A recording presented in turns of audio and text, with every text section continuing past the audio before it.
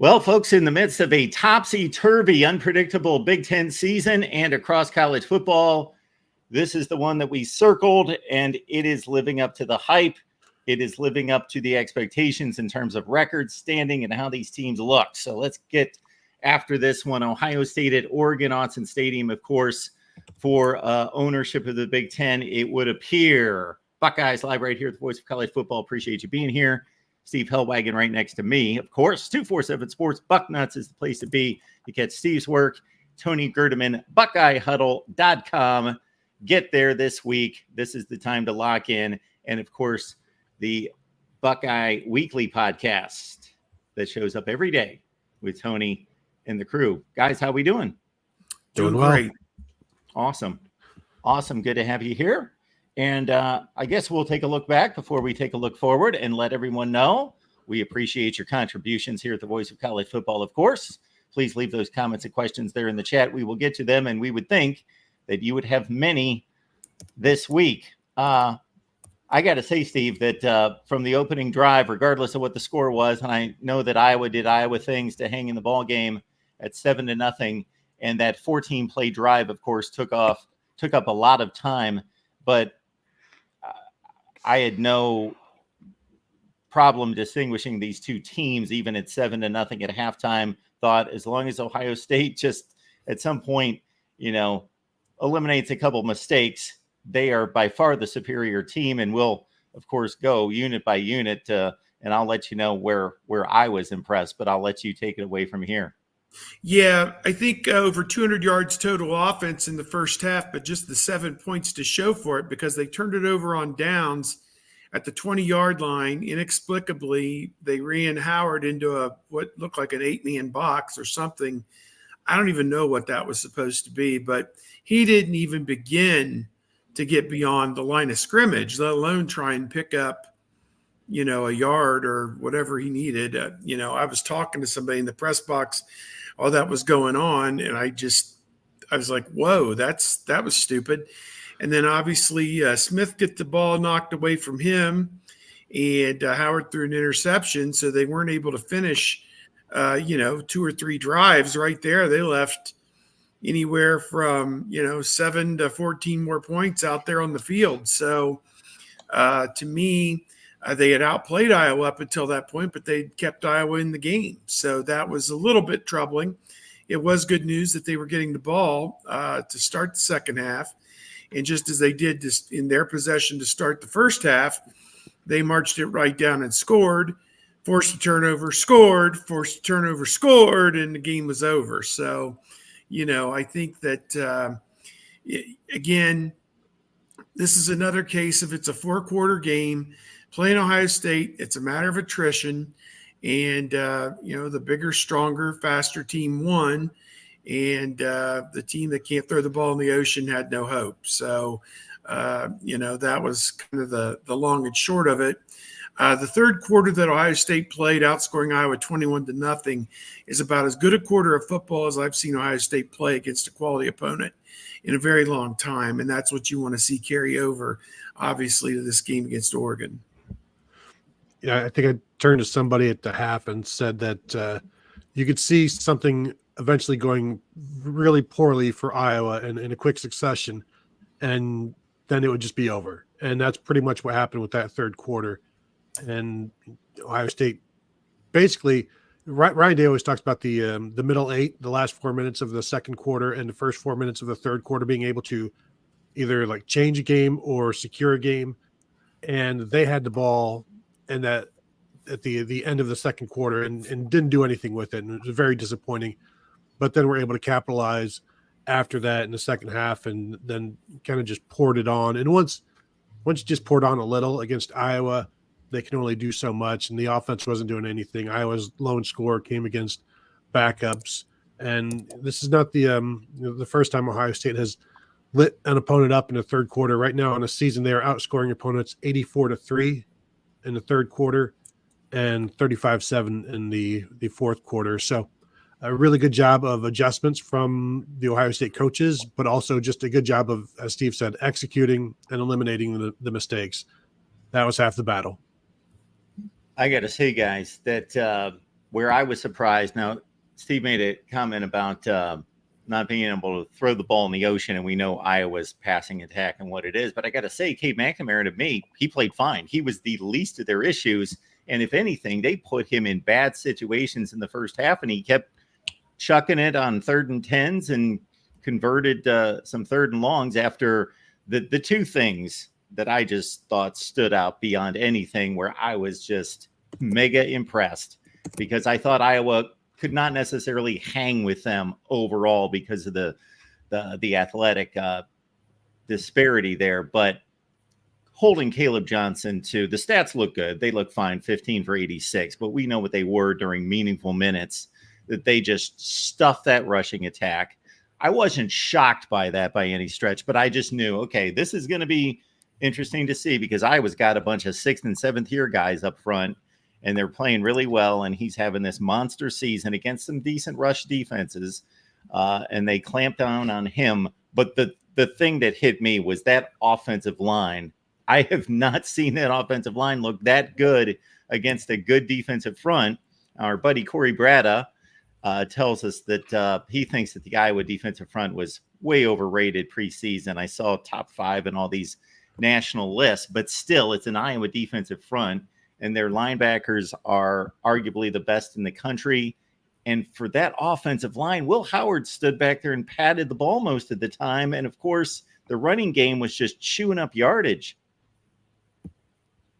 Yeah, from what I was told, like I think the offensive line, the Ohio State offensive line, expected more from the Iowa defense, and maybe that's a good sign in terms of how the Ohio State offense executed. But don't let it get to your head. Don't get cocky, kid, as Han Solo once said. So there are going to be more challenges, but it was good to see them basically do what they wanted to do in that game against what we would all agree is a good defense. And you had the Caleb Johnson had 2 28-yard runs, and then his other 13 carries went for like 30 yards. And I said this after the game. I've said it a couple times. Kind of reminded me of 1997 with Tavian Banks, who came into the game leading the nation in rushing for Iowa. Then first 2 carries of the game, Andy Katzenmoyer dropped him either at the line of scrimmage or behind the line of scrimmage, and he finished that game with like 22 for 84 or something, and got a long one towards the end of the game in that one. And Ohio State just set the tone and didn't let the running game going. And if you put Cade McNamara in this offense in 3rd and long, they really can't do anything about it. And Cade McNamara was okay, but they don't really have anything to go with them. And Luke Lachey, everybody knows, very, very good tight end. You have to have more than just a tight end. And right now, Iowa really doesn't. And I don't think McNamara is throwing anybody open. And if they are, they don't really have anybody to capitalize on it either.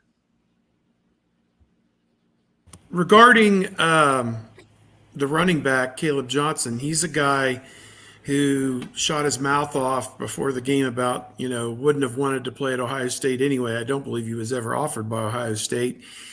And it appeared at halftime that Sonny Styles and he were getting into a little bit of a set 2 down there on the field after the last play of the half. And somebody said they think that Sonny Styles said something to the effect of him, "You're not good enough to play here anyway," something like that. And as it all turned out, 20 carries, 80 yards, he became, in my mind, the latest member of the Amos Zaraway Club. And that one goes back to 1998 when they played West Virginia, and he was going to run all this and he was going to do all that against Ohio State.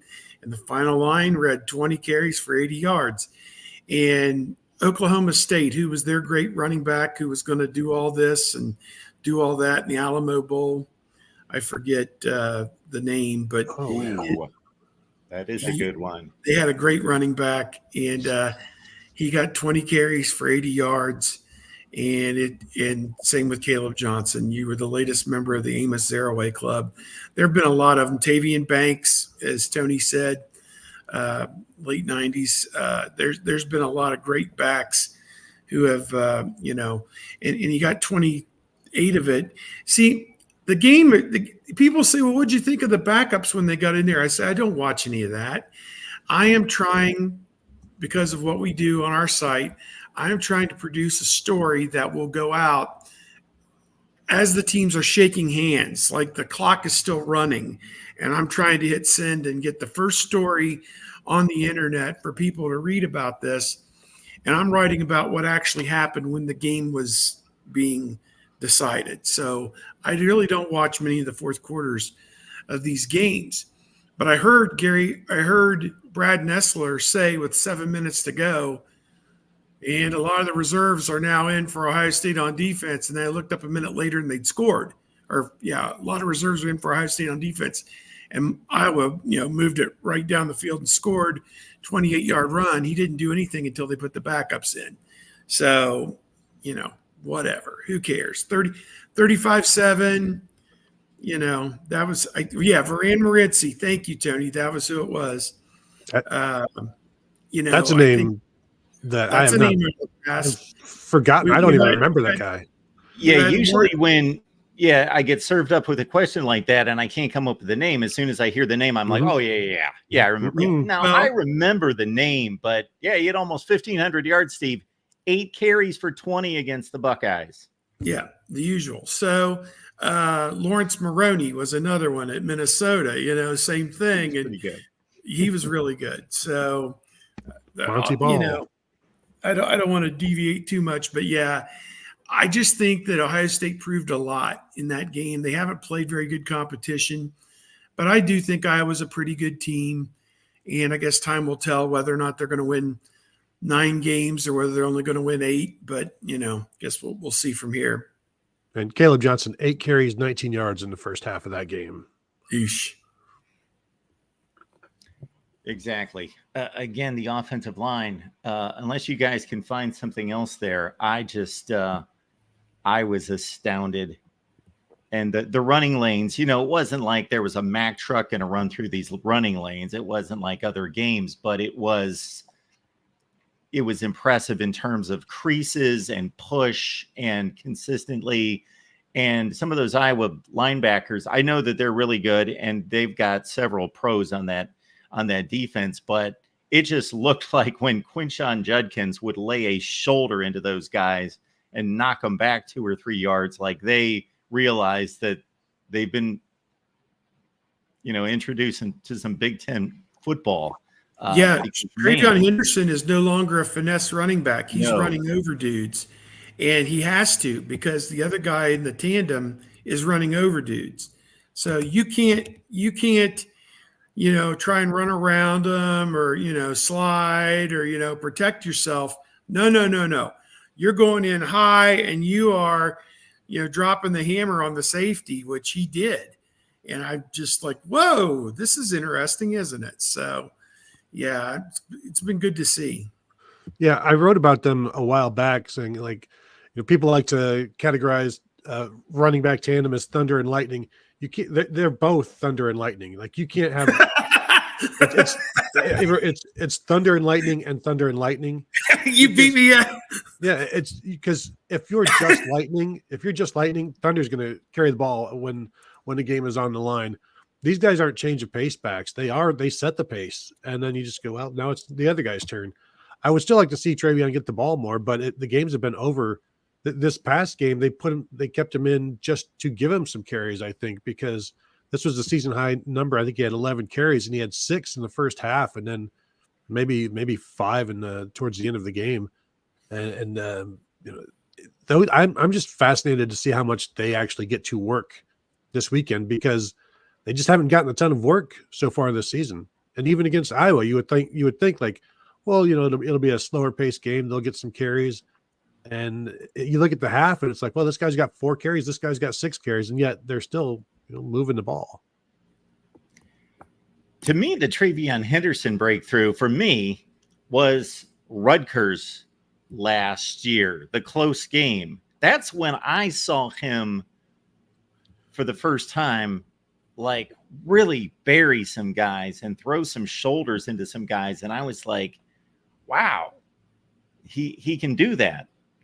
That's the game that comes to mind for me that I first noticed it myself.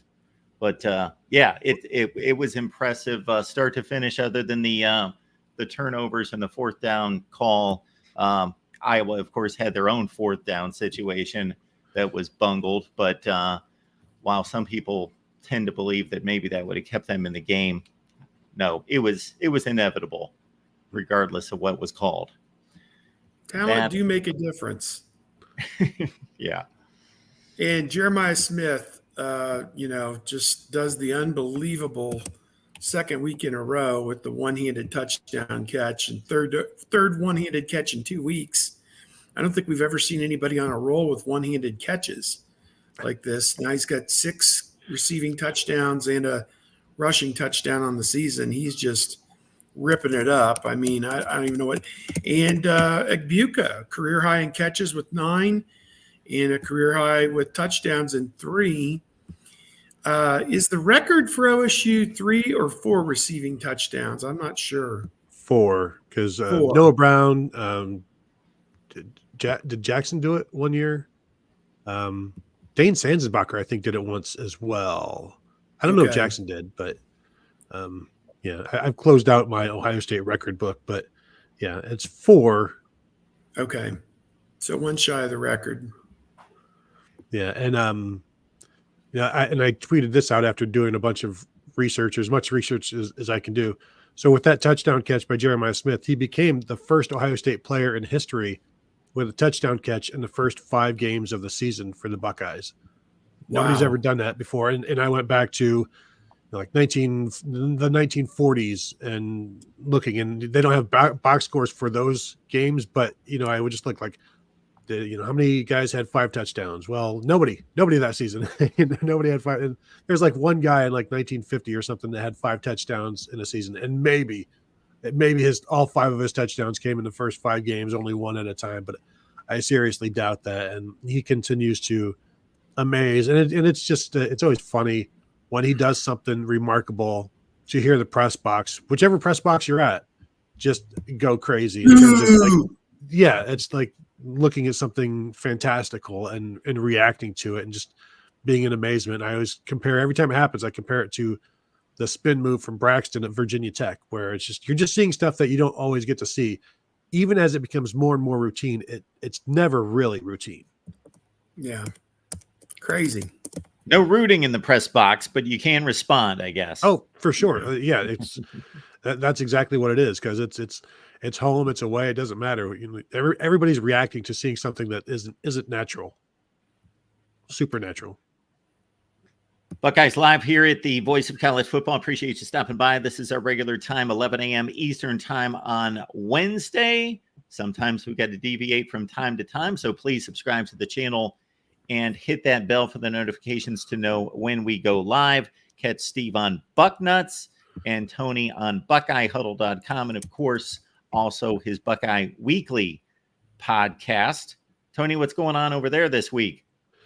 Well, I just dropped a Buckeye Weekly podcast yesterday talking about everything we learned from Ryan Day and Chip Kelly and Will Howard. Dropped one before that talking about Michigan's loss to Washington, and dropped one the day before that talking about Oregon's win over Michigan State. So you can find all of those there. And then today at BuckeyeHuddle.com wrote a story about Will Howard and the process of trying to win a game but not trying to do too much, and how to know when to back off of that line of doing too much and costing your team the game. And it was interesting yesterday because he talked about how you have to take advantage of the things that are there. Don't try to force anything, but capitalize on what a defense gives you. And I thought that was a very, very mature answer from Will Howard, who also then quoted Kenny Rogers talking about you got to know when to hold them, know when to fold them, know when to walk away, and so on and so forth.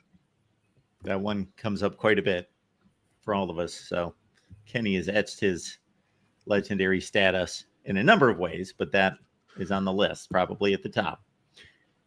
When a quarterback throws an interception and you get that view from behind him, and it's a shot down the middle where there was a disguise in coverage, maybe a blitzer backed off into coverage, linebackers got incredibly deep and he couldn't feather it in front of this, those sorts of, and he's got a zillion linemen in front of him, just chaos. And he throws one. Those I understand. I'm like, oh, I can't imagine standing there with 10 dudes in front of me at 300 pounds, throwing each other all over the place in my lap, not being able to step up, and then trying to figure out what the coverage is at the same time. But on the pick that he threw, and Dylan Gabriel against Michigan State, one of his two, one-on-one, it's out there. He's thrown a zillion passes to the sideline and knows what the angle issue is, that the defender has the angle. So you better have a lot of space and you better get it way out there. And it was, from that standpoint, to me, a pretty bad pick that he threw when he was going for Emeka Egbuka. Yeah, I was watching it through the binoculars. I knew Egbuka was lined up in the slot to his left. So I saw Egbuka take off from my scrimmage and wasn't really burning, like he was maybe the underneath. They were running somebody off, and then he was going to go, down the sideline. As it turned out, behind him, it must have been. So I then transitioned to looking at Will Howard, and he is staring a hole through Emeka Egbuka. He stared down the receiver, and that tells everybody where the ball's headed. And certainly that DB is a very good player. His name, it was Jamari Harris, right? It was Sebastian Castro made the interception. Yeah. He's really good. Yeah. So he just kind of stared through him, underthrew the ball. That needed to be up, to the sideline to where he's kind of catching it over the shoulder and getting a foot down in bounds, as opposed to, out in front of him like this, because Castro was glued to him. So, yeah, bad pick there, no doubt about it. And thankfully, Will hasn't made a lot of those. Tony, your question sparked me to Will Howard, sparked me to do some research. And I looked at it in 4 games against top 5 opponent or top 10 opponents. He is 2-2 as a starter. He's averaged 253 or 254 yards, something like that. He's only completed about 54% of his passes, but he has 10 touchdowns and 3 interceptions. And he also, in the game against TCU, which is one of those, the Big 12 championship, he ran for a touchdown as well in that game, threw for 2 touchdowns. So he has experience in these high-end games. That was a neutral site game, so the crowd probably not quite as daunting as what they're going to run into in Oregon. The place only seats 60,000 people, but they say it just gets unbelievably loud because it kind of just goes straight up on both sides. So guess we'll see it when we get there. I'm flying out tomorrow and looking forward to it, no doubt. Yeah, he definitely has experience playing in, he was the starting quarterback at Texas last year. Texas got out to a 27-7 lead, and then he brought them back, or they came back and sent that to overtime. 4 touchdowns, 1 interception, 327 yards. I think that might be his one of only 1 or 2 300-yard games in his career, and he still does not have one at Ohio State. Yeah, that was his only 300-yard passing game in his career. Now, he's thrown 3 interceptions, an interception each of the past 3 weeks, but also like these last 3 games have been some of his best. 80% completion against Marshall, 67.7 against Michigan State, 84 against Iowa, 21 of 25, 4 touchdowns. He even talked about how there's 1 or 2 plays each week that he needs to avoid.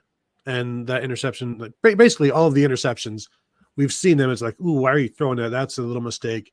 You can even go back to, was it the first game where he threw was trying to avoid a sack and threw it a little lateral to like Travion or whatever, where it's just these 1 off, 2 off, but bad throws that if he can eliminate, now you're talking about a guy who is, what are the complaints then at that point? The only other complaint then would be the accuracy downfield, like the deep shots where, can you hit somebody in stride? And if that's the only problem you have with a quarterback, you're going to win a lot of games. I took in all that, Tony, but what stood out to me most is that there just aren't that many top 10 teams in the Big 12. Basically, yeah. That tells us. And I did write in the story that I wrote about Will Howard, he's 1-1 as a starter against top 5 opponents in terms of when they are ranked at the time.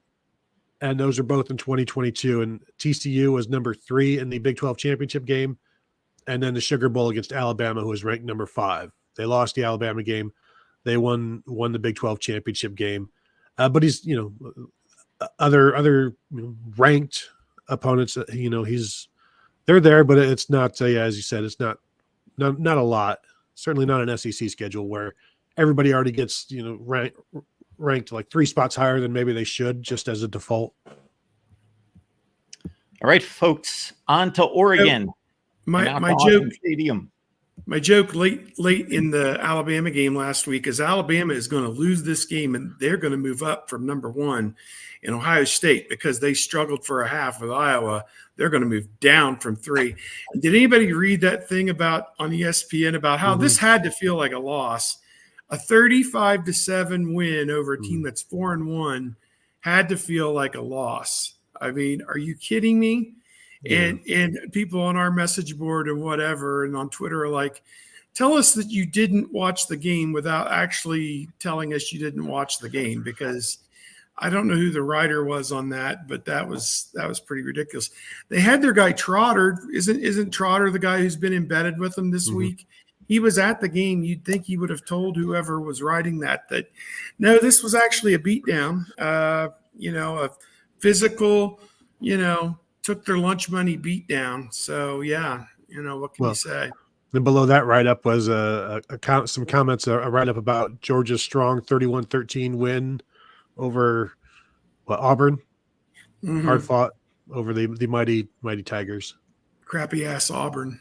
Auburn, who can't beat anyone on their schedule that doesn't play in the FCS.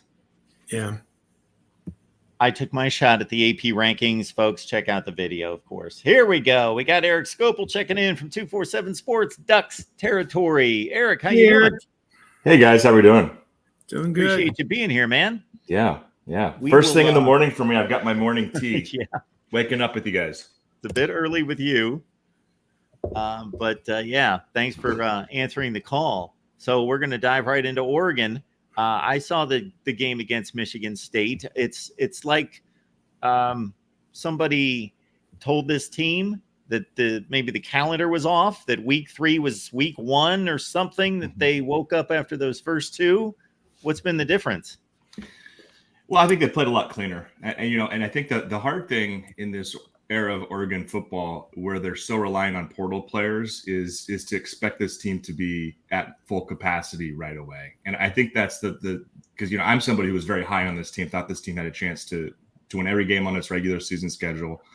I still kind of think that's true outside of this weekend. I think Oregon is a pretty favorable situation against most of those teams, but right out of the gate, there were a lot of issues. And they started offensively on the offensive line, where they were kind of forced to restructure what they were doing. They'd had a 5-all offseason, and then unfortunately the guy that was supposed to be the right guard kind of messed his knee up last week of fall camp. They put a walk-on at center, moved the guy that they were going to put at center at right guard. That just didn't work out. The center wasn't very reliable.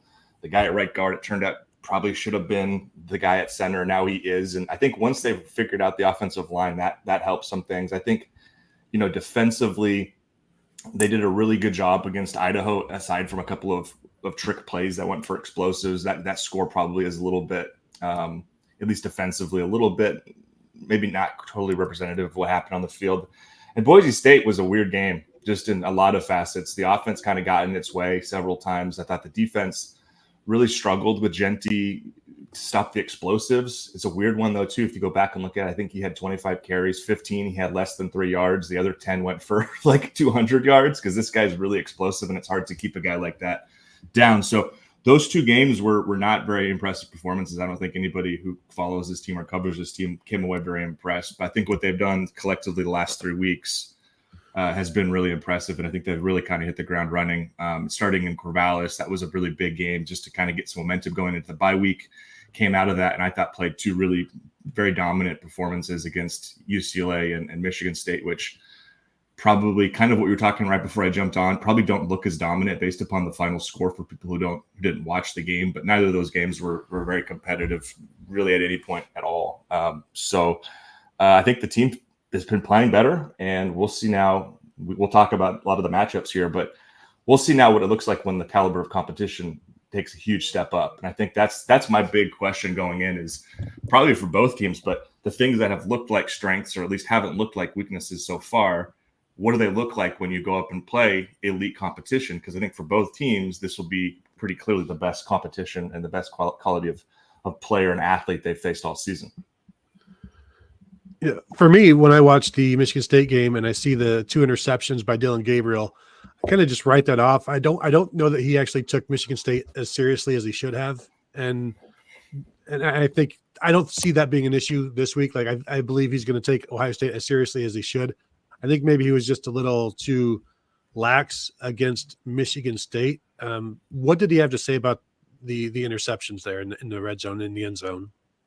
Yeah, I think so. He's had 3 now in 2 games, which is if they're to me, that becomes trend territory when you see it week to week, and it's not just within one game. And it's interesting because the red zone offense has been great, with the exception of those turnovers. They've scored every time they've been in there, with the exception of those turnovers, and then the kneel down in victory formation at UCLA to close that game. So it's been good, and Dylan hasn't turned the ball over any other part of the field. His first and only interceptions came in the red zone. So, he talked about, kind of forcing it there. I think Dan talked about being maybe a little bit late on the decisions. The first interception, he actually had the guy he ended up throwing the ball to, his defender fell down in the end zone, like right off the line. And he probably had a 2 to 3 second window to get the ball there.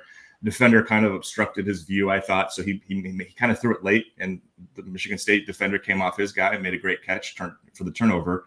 The second one, I think he was also too late. I think he actually had the receiver there if he lets it go soon. I do think we're finding, though, the difference between Dylan and Bo Nix, who obviously ran this offense the last couple of years and ran it better, is sort of the arm strength. I thought some of these outbreaking routes, because all 3 of these interceptions have been on outbreakers, basically the same type of plays. I don't know, and especially 2 of them, he was running and throwing across his body, running right, throwing left. I just didn't. The zip's not quite what you need it to be. So that was another part of it that he didn't say, but that I would say just about his arm strength. I think, Bo Nix gets a bad rap because he throws underneath a lot at Oregon. Well, that's the offense at Oregon, so it's just what's going to happen. Bo Nix has a much more talented arm than Dylan Gabriel, and I think you've seen that through the course of 5 games. Yeah, I didn't want to accuse him of having a noodle arm like some of past Ohio State quarterbacks with the noodle arms, but like it did look. Arm strength to me is an issue there, and especially on, as you said, those outbreakers, which is that's a death if it's late.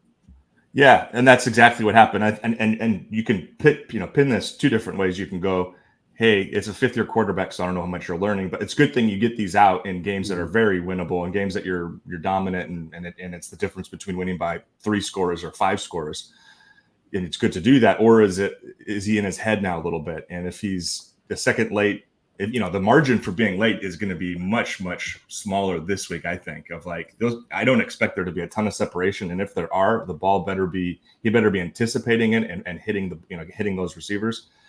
If he's a little bit late, or if that ball doesn't get to where it needs to go because of the lack of arm strength, that's where you could see there being some problems. And obviously Oregon in this game probably can't survive 2 red zone interceptions, and probably can't survive turnovers, period. Well, and I'll eventually let Steve talk. One last thing is, I just wonder if those turnovers like that and the stressing of you can't allow this to happen. This also you can't allow him to be timid or like, now I'm not going to be as aggressive. So I think that's going to be something to watch as well. If he dials things back, that's also not necessarily what Oregon needs. Yeah, and I asked him yesterday about specifically kind of what the approach has to be, and he says I have to be smart aggressive is kind of the way he's approaching it. I've got to be smart with where I go for it, but I still have to maintain a level of aggression. And this offense is is very much about timing. I mean, the goal, we've been talking about this all season, is get the ball from the center, get it within 2.5 seconds. Like they want this to be a quick precision pass offense where he knows where he's going, he's deliberate, he throws it, and there's that kind of mitigates some of the pressure, obviously, mitigates him overthinking things and maybe forcing it. But, I know those windows are going to be much smaller this week, and there's probably going to be a lot of downs where he holds it longer than 2.5 just because the play isn't where it's supposed to be, or he doesn't feel comfortable letting it go. Yeah, Eric, I look at these teams. There are a lot of similarities, both big and rugged on offensive and defensive lines. Yep. Both have great wide receiver cores. Oregon has a great running back. Ohio State's got two great running backs. Mm-hmm. Both teams have veteran quarterbacks. They seem to be mirror images of one another. Ohio State's secondary is very good. I've seen some good and some bad out of the Oregon secondary, like Seven Muhammad. He makes a great play and then gives up a touchdown. It just kind of, a tough back and forth on that. I think he gave up a long pass to Michigan State and a touchdown against Boise. I want to ask about Lanning. He's in his third year, Mm-hmm. and Ohio State fans have kind of gone through this with Day as a first-time head coach.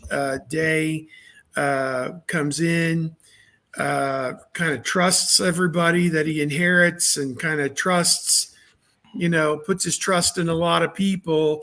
And it took him about 3 or 4 years to realize, though, this is a business and this is cutthroat, and I got to start firing guys and getting people in here who can actually coach. 0-3 against Washington the last 2 years combined. Is there some trepidation with Lanning? Is he ready for this moment? It took Day a while. I mean, he loses to Clemson the first year. Otherwise they go and play LSU and Joe Burrow for that championship, and you don't want to pin it on him. But, rookie coaches, new head coaches, there is some learning curve involved. Is he ready to win a big game like this? Well, I think that's a fair point. And as you point to, the last couple of years, the big one on the schedule, especially last year, the year before, Washington wasn't really seen as a Pac-12 contender until the very end of the season. And even then, I don't think they played for the conference championship. But the last year, certainly, that was the game circled on the schedule. And it was a very anticipated game at Husky Stadium. College game day was there. And I think there are some decisions probably in game that were questionable. We talked a second ago about not maximizing red zone possessions because of turnovers. And that one, it was not maximizing red zone possessions because you didn't kick field goals. You went for it on fourth and got stopped a couple of times in a game that ended up being a 3-point game. I think you can be questioning of his acumen in a big game if you want. I think it's really hard to have an answer to that in terms of if he's ready for it or not. I think he is. He seems confident. This program seems really confident with their standing. Of course, that's always the way any program's going to handle itself in terms of just what their messaging is going to be. But I guess we'll have to see on Saturday in terms of really what he's ready for. Now, in terms of the staff he's put together, it sounded like Day may be inherited. I think one of the benefits to the circumstances Dan stepped into was he built the staff top to bottom from his guys, and he's already been kind of cutthroat in terms of moving on from coaches. He has a very high expectation for what coaches are going to be in this program, and he's already a couple of times now kind of guy. Maybe it was outwardly this is a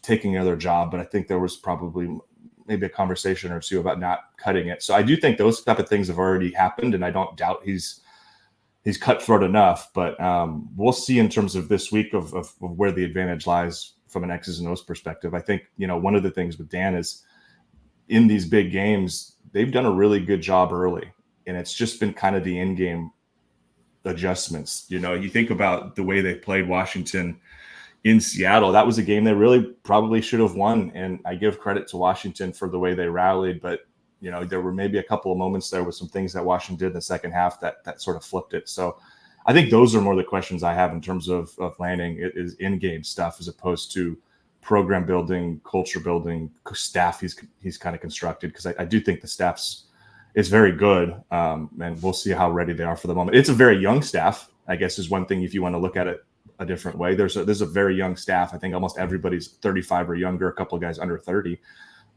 You can probably question if those guys are just collectively ready considering their age. They gave up 34 to Boise State. This defense has played really well the last couple of weeks, though. Mm-hmm. Who are, everybody knows about the defensive end, Jordan Birch. He's just a freak of nature out there on the edge at 290 pounds or whatever he is. Yeah. Who are the guys that really put that you can write down their name every Saturday and know that they're going to do their job, I guess? Yeah, I think, you mentioned Jabbar Muhammad. He's been quite clearly their best corner. I think the Michigan State play you referenced sounds like it was a coverage bust. If you watch it again, I think he was in help as opposed to man on that one, and honestly kind of saved a touchdown. He hasn't been thrown out very much at all this season. I am very curious to see how he. And again, I think Oregon's going to play a lot of zone in this game. That's kind of been what they've done this year. And looking at the receivers on the outside, I'm gonna guess Will Howard's seen a lot of zone this year based upon the talent they have at receiver. But it will be interesting to see, like, in matchups with Jeremiah Smith, especially for Jabbar, who's like 5'10", 5'11". Mm-hmm. That's a lot of size to give up to a guy who doesn't need size to create mismatches. Just because of the way he can leap and the way he can, obviously the catch radius is crazy. So that's a guy where you could be in great coverage and still give up a ton, and so that'll be an area I'm curious about. But Muhammad's been very solid at corner. Jeffrey Bassa is probably their defensive leader. He dealt with an injury. In fact, he barely played against Boise State. I thought that was kind of an underrated part of the Genty game, was that their best inside linebacker played, I think, 10 snaps because of an ankle injury. He suffered a high ankle sprain in the first series against Idaho. He's back. He's looked really good. That's their defensive leader. It's been interesting, the rotation at linebacker, but Bryce Betcher, who's a walk-on, who's actually a great baseball player, was drafted by the Astros, was I think he was like a gold glove for an outfielder. He's a really, really good baseball player, but he's been their leading tackler. He's played really, really well this year in a kind of a heightened role because of the Bassa injury. So that would be another name to know at linebacker. Defensive line, you mentioned Jordan Birch. That's a great one. I think Derek Harmon, who Ohio State fans probably know from his time at Michigan State, he's been probably their best overall defensive player on this defense to start the season. I would say really, really been disruptive on pass downs.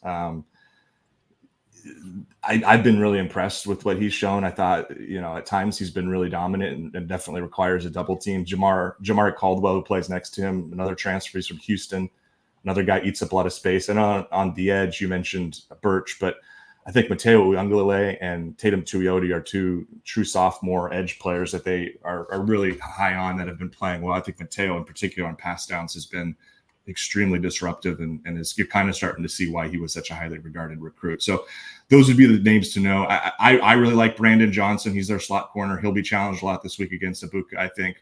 But he's been really good both in pass coverage and also run support. Watching the Michigan State game, all of the different fronts, is it a 3-4? Is it a 4-2-5? Does it just depend on whatever Dan Lanning feels like at the moment? Yeah, they're really multiple there. And I'll be honest, like, even getting a straight answer for what is sometimes is hard. But yeah, I would call it a 3-4 with kind of that standing edge guy who you could, if you wanted to, you could call that a 4-man front. Well, because they list Mateo Uiagalelei as an outside linebacker in the game notes, and it's like, come on, he's I get into 60 pounds. I get in debates about this all the time. I this year, because they listed those guys at outside linebackers, I split my offseason position breakdowns into outside linebackers and then interior defensive linemen, and not everybody, but some people got very unhappy that I didn't list those guys as defensive ends, because they're defensive ends, which they kind of are defensive ends. Mm-hmm. But Will Howard talked about he's going to be facing a former teammate in Kobe Savage, a safety. Right. And mentioned the three new transfers in the secondary that maybe they're still trying to gel there, and there might be something that they can take advantage of. Ohio State can take advantage of their back there. Have you seen any? I think Oregon has only given up one pass of 40 yards or more this year, so they've been pretty good. Have you seen any communication issues anywhere? No, and this was, I kind of alluded to it earlier, there are going to be things that have been strengths that maybe aren't strengths. The reason Oregon didn't beat Washington the last 2 years, if we're just being direct, they weren't good enough at safety and they weren't good enough at corner. I mean, Washington, of course, has a ton of those players are now NFL players along the offensive line, but especially Michael Penix and those receivers who we're seeing in the NFL even now make big plays. And they had a really hard time there. And so that's kind of in the back of my mind, is if you look at Oregon's secondary on paper, or at least how they grade out statistically, this should be a defensive strength, right? I mean, I think they've, as of, I don't know if it's still the case after the Michigan State game, but going into it, they led the country in passes defended. They were top 6 in opposing quarterback completion percentage, top 10 in opposing quarterback rating, all of these kind of barometers to measure, these guys are good. But they haven't faced a quarterback with a pulse. And I thought Aiden Childs was probably the most talented quarterback they'd faced to this point, but all of us have seen him play quarterback and know that's majorly a work in progress. And like the arm talent's there, and he'll make some wow throws, but he'll also have a lot of moments where it's just young quarterback growing pains. And so Oregon hasn't faced a quarterback, and they haven't faced anywhere near the talented receivers they're playing. So I haven't seen a lot that makes me concerned because, again, the numbers are really good, and you just watch the games and you're like, there's not a lot of guys open. Anytime there is a completion, it's almost always been either through traffic or they're playing kind of off coverage intentionally and gave it up. So it's not like it was really on the defenders. Mm-hmm. But we'll see this week. I'd say that to me is one of the big kind of areas where I'm going like, this could be a strength 11 out of 12 games in the regular season, but this week it could be absolutely something that is susceptible. So I think you may have answered my question, because I thought, okay, it's one thing to walk off the field and think, okay, these were two exceptional top 3 to 4 teams in the country. They played their hearts out. There was really not an issue here in terms of anything being exposed, or there were a couple obvious turnovers, but that was a great strip sack or whatever, versus, okay, we have an issue or we have 2 issues. So it doesn't sound like on either side of the ball where you saw that at corner and safety against Washington in the last couple of years against capable throwing opponents, where you see anything where you're just hoping that they're able to hide it on either side of the ball. The interior offensive line is still an area. It would be the other spot that I would actually 2, but there would be that because it's been an issue earlier. And I'll be honest, I think their center is going to be a really good player, but he's a true sophomore. He played guard exclusively growing up. This is a new spot for him.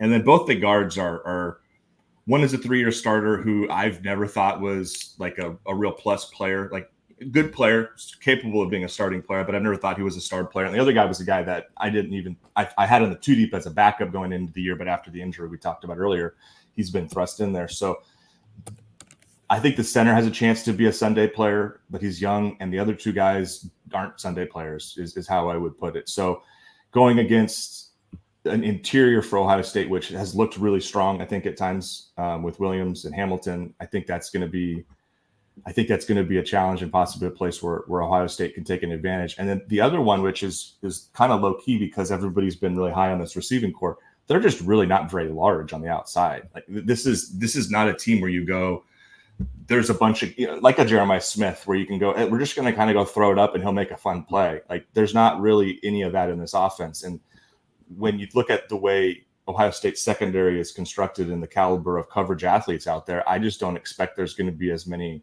just open targets downfield. And that means you're going to have to make some contested catches. And not that these players aren't capable of it, we haven't really seen it. And the guy you're probably most confident making the contested catches is Evan Stewart, who is probably 5'11". So that would be another area where it hasn't been a problem at all. But when I'm thinking about going against, elite college defensive backs, I'm curious to see how well these guys separate. And then if they aren't able to separate, can they win in contested catch situations, which I'm, again, kind of a little skeptical of based upon what we've seen. Do you think they're targeting Tez Johnson too much and not getting the outside guys more involved? Or is it just, why not get Tez the ball as much as possible because it's easy and you're going to get 8 to 12 yards out of it and maybe 60? Yeah, no, that's a great question. And it's a question that the fan base is very, very passionate about because there's a contingent that would agree with the second half of what you said there of Tez is their most dynamic player. He's their most reliable, probably receiver in terms of getting open. And I also mentioned earlier, like the offense is predicated on like quick, easy passes. Mm-hmm.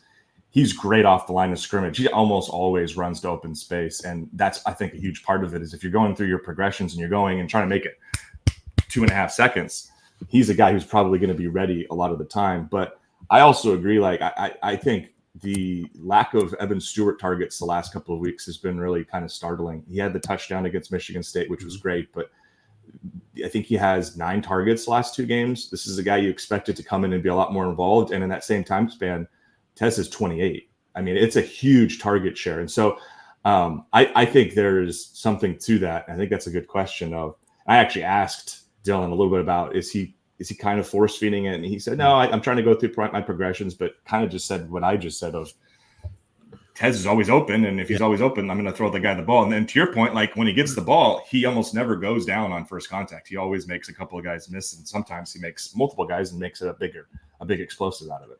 Yeah, I think a lot of times it comes down to the plays that are being called. It's up to the offensive coordinator to, if Tez Johnson is the first guy into progression, it's same thing last year with Marvin Harrison. If Marvin Harrison is the first guy into progression, he's generally going to get open. So Kyle McCord's going to look to him. Yeah. It's up to the coordinator to call plays that are like, well, we're going to start over on this side of the progression and bring it over. And if they don't want to do that, then keep throwing it to Tez Johnson and he'll continue to move the chains.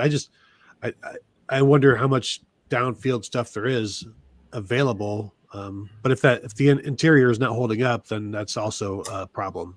Well, and that was my part. My other point was, I think hitting those long explosives, and they've done a little bit of that. I mean, I don't think the explosive rate is as high as it was last year, even close, but they've hit Tez for a long one. They've hit Evan for a couple of long ones. I think Trayshawn's was more a slant that he took for a big gain, but they've been able to kind of every now and then do that. But I do think you're right in terms of the protection, which has been a lot better recently. No sacks the last 3 games, but are they confident expecting those guys to protect for 4 to 6 seconds like that? And the other part is against the secondary, will that lead to, like, is that risk worth it? Or will that lead to him taking a sack because no one downfield's open, or forcing it downfield into a play that's potentially a turnover?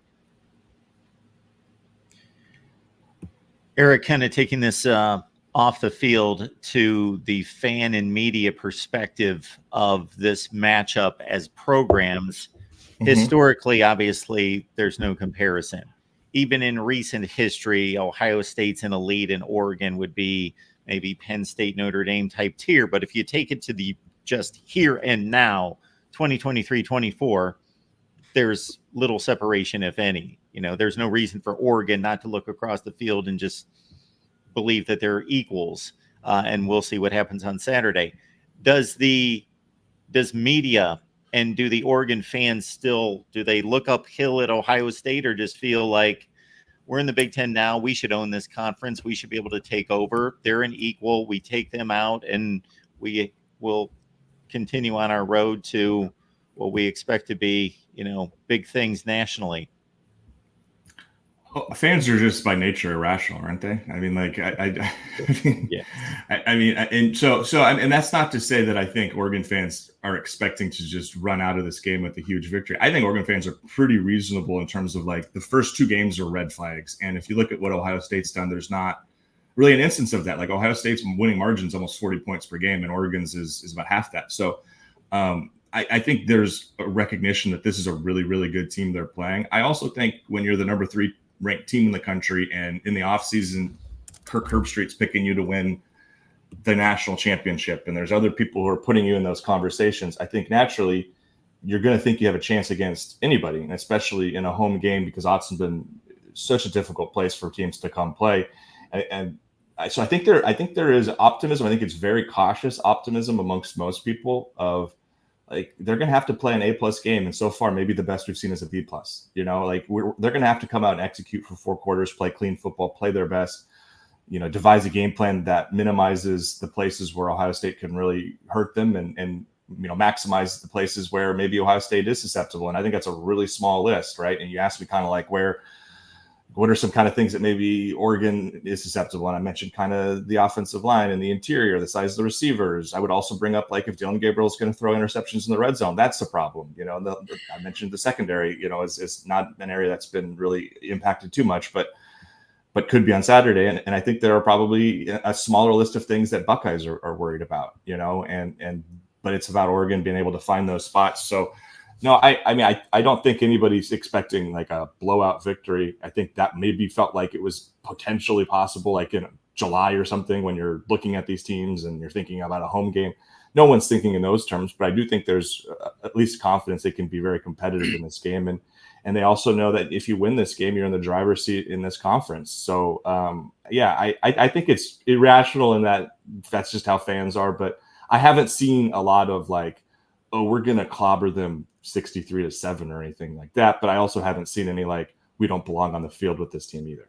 Well, Oregon certainly showed they belonged on the field with Ohio State. They kicked Ohio State's ass 3 years ago.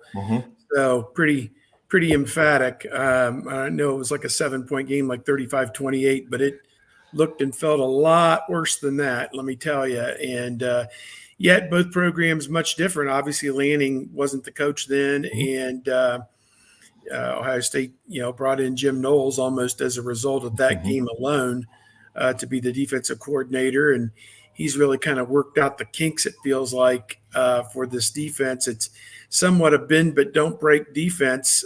They've held people out of the end zone by and large. And then on the other side of the coin, what is the stat, Tony?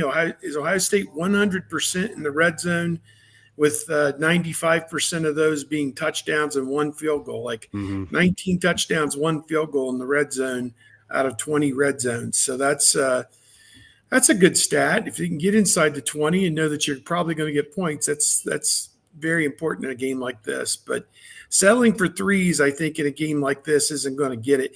Do you think this is going to be in the 20s or the 30s? What do you see this at?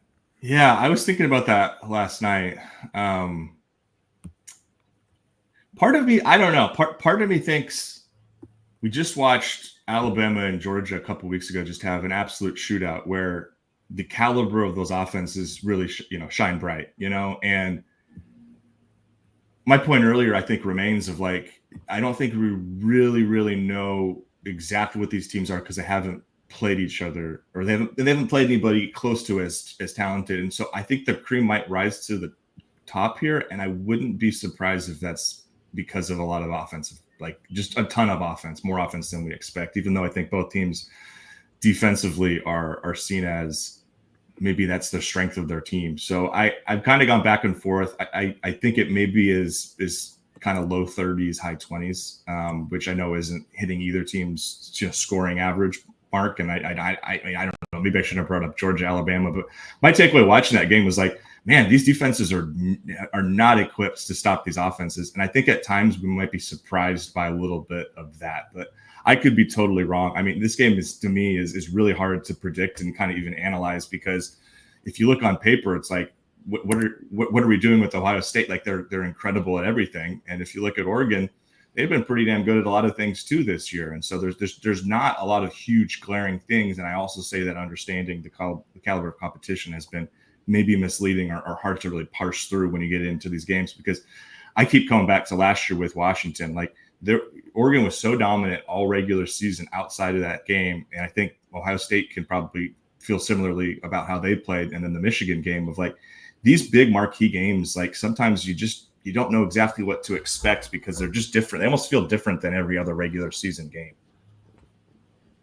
Was Stewart back? Was he practicing yesterday? Some people are saying he got hurt against Michigan State. Is he okay, or what? Yeah, he was back. He was back. Yeah, he was back. He went back in the game. I think he landed on his side or something, knocked the wind out. He was back. Took a hard spill. Yeah, he should be good. I think injury wise, they're as healthy as they can be. They've got about 7 guys that are out for the season or long term injuries, and a couple of those are starting caliber players. But for the most part, I think everybody's is good to go. There's nothing. I don't think anything too new or interesting on the injury front. You got to be careful making a direct comparison based on just one game. Once they've played 5 common opponents, that's one thing. But I thought Oregon played a much cleaner game against. I know that Dylan threw the interceptions, but besides that, I thought they played a more dominant game against Michigan State. So not to bring up old wounds, but you brought up Washington several times. So if it comes down to a last-second kick, their confidence. New kicker. Or kickers, because they just brought in a guy just came back from injury who hadn't played in 2 years, who might have been the kicker at times last year, and he hit a 50-yarder in his first kick back. And so I think they are going to use both kickers. I don't think there's massive. It's not like they have an automatic guy, put it that way. I mean, Sappington, who has been handling kicks, he's missed 1 field goal this year. He did have a game decider against Boise State, but it was basically a layup kick. It was one of those where they drove at the length of the field, kind of took their time, set it up right where they wanted for him, and he was able to kind of put it through. A year ago against Washington, as you said, Camden Lewis missed one that would have put it into overtime. I think anytime and I guess Ohio State fans don't know this Oregon program. Place kicking has been just terrible historically in big moments. And I still think there's a level of kind of Trepidation. trepidation, a little PTSD of moments games that could have, like, I think you would tell Oregon fans would tell you there are 2 or 3 seasons that could have, this is pre even 14 playoff, that maybe Oregon wins a game or two that they should have because of a missed kick or two, and they're playing for a championship or something. But I don't think there's a ton of confidence, I guess, Mark, on that. I think there's a sense of they've been pretty accurate this year.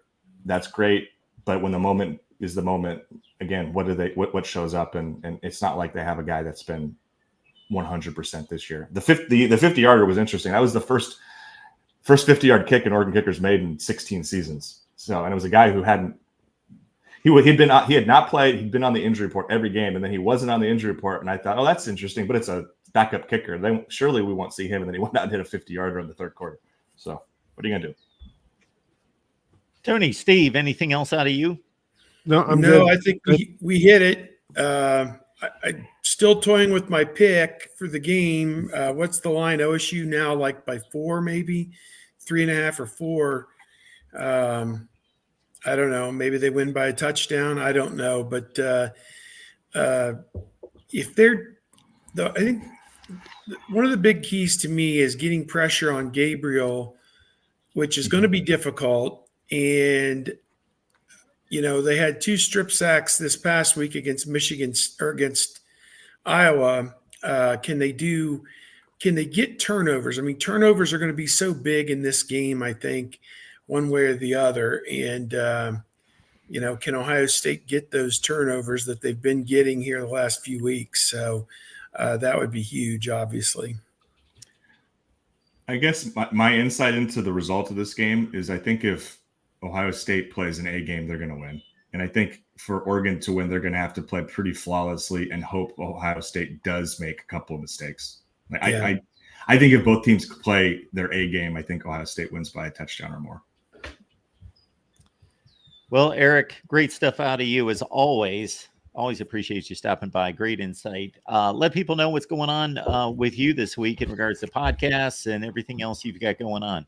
Yeah, you can find us over at the Odds and Audibles podcast. I do that with Matt, Jared, and I, and we're going every day this week, basically. Friday is off, and then we'll be at the game Saturday covering that.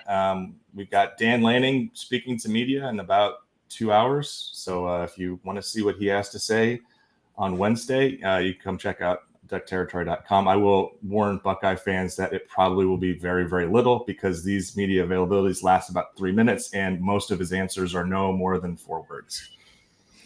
Yeah, we joked that Ryan Day spoke for 31 or 32 minutes yesterday and didn't say a whole heck of a lot. So, there was a little bit of meat in there, but he's even no-selling the idea of traveling from the East Coast to the West Coast. Now, I know Ohio State's not on the East Coast per se, but right now, Big Ten teams, after Michigan lost, they are 1-8, traveling 2 time zones, and the one win was Indiana over UCLA, which is one of the worst teams in college football, UCLA. Yes. So there should be a star by that win for Indiana. But he's completely no-selling the idea that this is going to be an impact. They're not going on Thursday. Back when OSU used to be on semesters and they weren't in class till mid-September, they'd go to the West Coast early September. They'd fly out Thursday. Well, they're flying out, Friday morning, 10 o'clock, going to arrive out there mid-afternoon, 2 o'clock, 1 o'clock, and just going to treat it, probably do a walkthrough at the hotel is what I was told. And, use the lines in the parking lot as the football lines, I guess. And, go and play the football game at 4:30 on Pacific time, 7:30 Eastern time, and fly home and get home at 6 a.m. on Sunday morning, I guess, is the plan. So, we'll see if their handling of the time change works out to their favor or not. Yeah, the weirdness of modern college football in this era where we have conferences that are dividing time zones, and I should ask, are either of you guys heading out? Yep, we'll be there. Awesome. Flying out Thursday. I've told this story. Southwest somehow added a direct flight. First time in my life I've ever heard of anything like that. Columbus to Portland. and I'm on it. So I've got a 5-hour flight direct into Portland, and looking forward to it. It doesn't look like Tony's on it.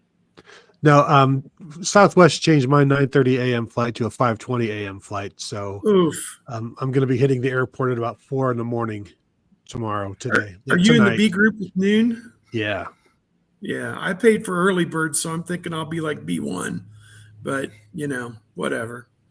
It's amazing people pay for that and they get on the plane and they sit in the first few rows. And I'm like, that exit row is where everybody wants to be. If you guys don't want it, I'll sit there. That's fine. I'll even take that bastard seat, the 2 seats and then the doors right there. Yeah. I'll even take that bastard seat, the second one closest to the door, because at least you could put your feet sideways and you have a little bit extra leg room. But I'm hoping to get the big one. I'm hoping to get one of the 2 big ones right by the door where I've got 8 feet of leg room. That would be great.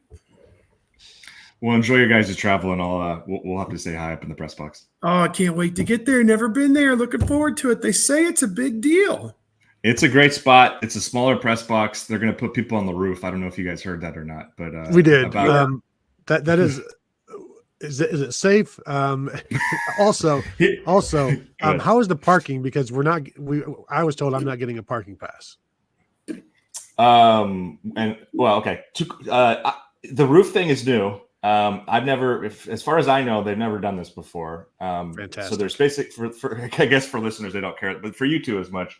There's probably room for about 100 people in the press box, and then there's spillover. They're putting 20 people on the roof. I hope you guys aren't on the roof. I have not been on the roof. It's where they usually put the college radio guys who are basically getting their early reps. Mm-hmm. And every time I see them, it's usually been in like November. They're just freezing. They've got hand warmers. They're not having a good time. I'm going to guess you guys aren't going to be up on the roof, though. Parking. So what was your plan going to be? Well, yeah, I'm going to beg for a parking pass, but they just said, you can find parking around for like $50 around town. It's like, oh, fantastic. Thank you. Yeah, if you're going to do that, I would probably park over by, well, I could text you the details. Yeah. To just go through all of this. But yeah, there's a couple of solutions that would work. I would definitely try to get parking. That's going to make your life a lot easier. But I do know they're really short on that. We usually have we have less parking passes this week, I should say, than we normally do, because they're trying to redistribute that. I was told this is like odds in the 40s are coming. That's when you know it's a big freaking deal, baby. I know. We had it's just 40 last week. I'm sure gosh. we're getting Todd 40, Stewie Mandel, and Ari Wasserman, and whoever else. I'm sure we're getting the heavy hitters, Staples, and it's going to be everybody. You name them, they'll be there. 2 versus 3, we deserve it, right? That's right. All right, everyone. Heavy hitter down here. Check out Eric's work. It's right there on the banner. You can follow him on X. Eric, appreciate you being here so much. Yeah, thanks for coming, Eric. Enjoy the game. Of course. See you guys. Mm-hmm. Good stuff. Great preview out of Eric today. I'm thinking 28-20 is kind of what I was thinking about OSU, and I'll percolate that for another day. I did watch the Boise State and the Michigan State games back. I was kind of half watching the UCLA game the night coming back after the Michigan State OSU game. It was on till 2 a.m, and they just went down to the Rose Bowl and just, slapped UCLA around a little bit. So, I'm keyed up. Hey, they're recruiting great players. Ohio State's recruiting great players, and this looks like it's going to be a rivalry in the Big Ten going forward. We leave everyone with this one. Yakov showing up. Worst quarterback situation, Michigan or the Browns? And hashtag Brian Sipe. Well, Michigan's got a winning record, so there you go. But the Browns could play a different professional quarterback. Michigan cannot. Yeah. Michigan is it's not good, and it's not going to get good. And I don't know how many of those guys will even be back next year. Yeah. I took a nap Sunday when the Browns were playing. I was like, I can't subject myself to this. So, yeah. There you go. Well, you guys enjoyed the trip. And will do. Of course, thanks for being here. Tony, Steve, We'll see you next week, everyone. Mhm.